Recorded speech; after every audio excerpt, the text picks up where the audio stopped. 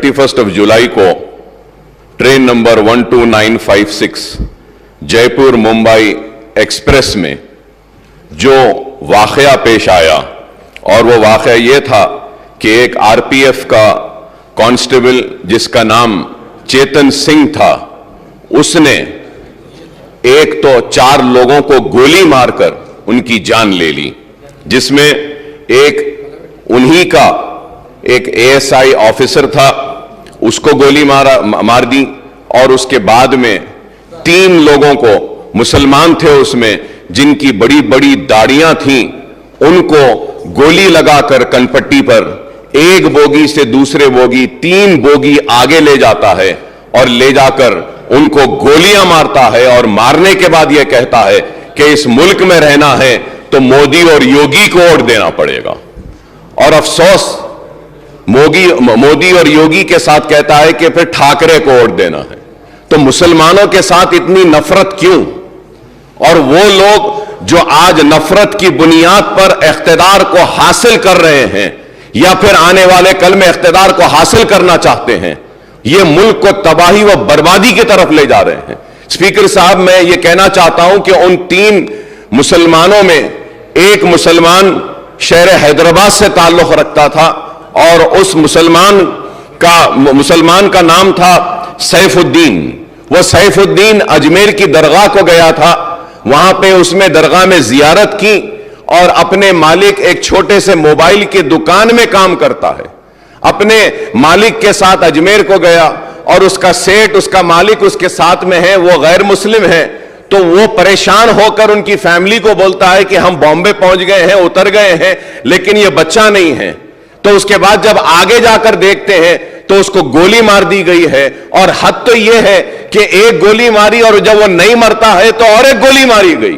तो ये नफरत है कि आज तेलंगाना रियासत में हम ऐसी ताकतों को रोकने में 9 बरस में कामयाब हुए हैं और इंशाअल्लाह आगे भी हम इनको रोकेंगे, इनको शिकस्त देंगे। हम इनको बताएंगे कि तेलंगाना में हिंदू मुसलमान आपस में मोहब्बत के साथ रहता है।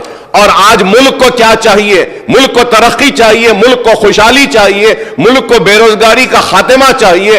आज इसके ऊपर तवज्जो नहीं है, बस सिर्फ नफरत नफरत नफरत की बात करते हैं। तो मैं आपके जरिए हुकूमत से मैं दरखास्त करता हूं, रिक्वेस्ट करता हूं कि सैफुद्दीन जो बाजारघाट में रहता है, उसके 3 लड़कियां हैं।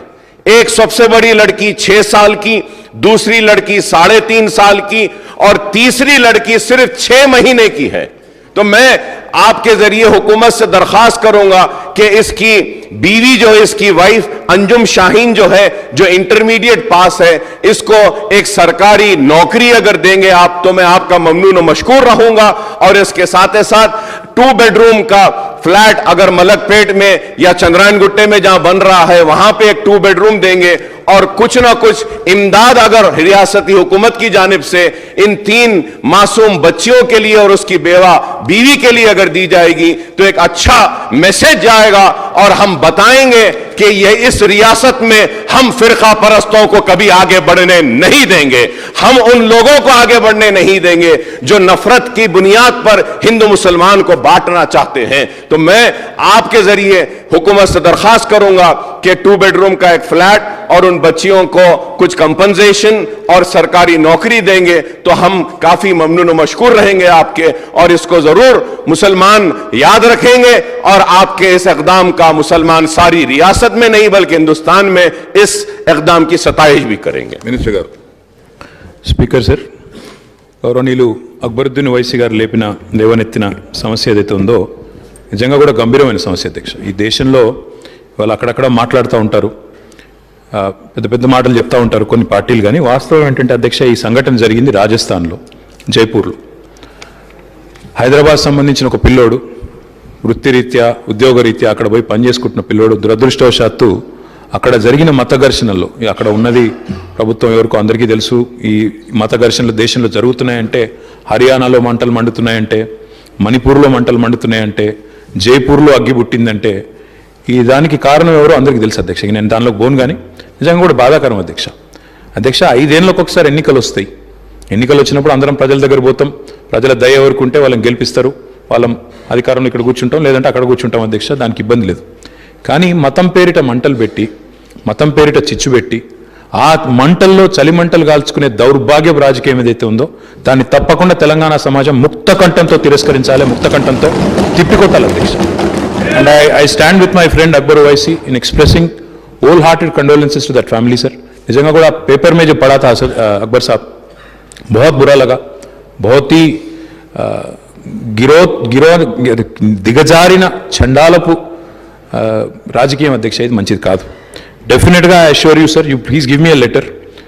The lady who is now a widow unfortunately we will ensure that an employment is provided immediately. मैं कल ऑर्डर में दे देता हूँ 100% गवर्नमेंट में, या तो GHMC, HMDA या QQSUDA, कहीं ना कहीं बच्ची को वहाँ पे इमीडिएटली रोजगार में दे देता हूँ.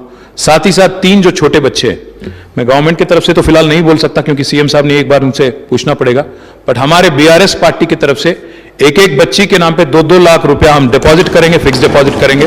मैं उम्मीद करता हूँ मजलिस पार्टी भी आगे आएगी, आप भी कुछ देंगे, दोनों मिलकर हम लोग उनको अच्छा सा अच्छा उनके फैमिली की हिफाजत के वास्ते, बच्चों की हिफाजत के वास्ते